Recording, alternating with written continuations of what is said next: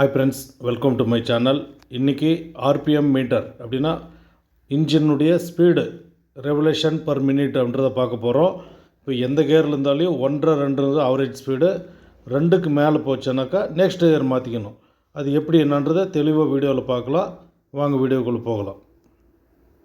Clutch ஃபுல்லாக மெரிச்சிக்கின்னு first care போடுங்க, hand brake release பண்ணுங்கள்.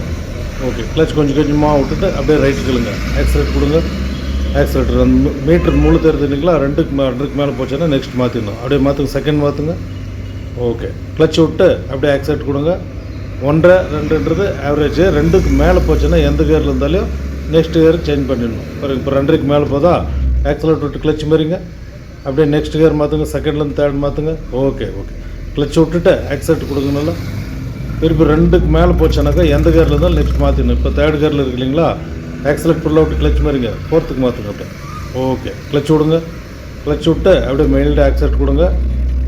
திருப்பி பாருங்கள், இப்போ 2க்கு மேலே போகுது இல்லைங்களா, மாற்றுங்க. ஆக்சிலேட் கிளச் மாரிங்க, 5th கேர் மாற்றுங்க. ஓகே, கிளச் ரிலீஸ் பண்ணிட்டு ஆக்சிலேட் மெயில்டாக கொடுங்க. அப்படியே லெஃப்ட் இண்டிகேட் போட்டுக்கோங்க. கிளச் ஃபுல்லாக மாரிங்க, லைட் பிரேக்.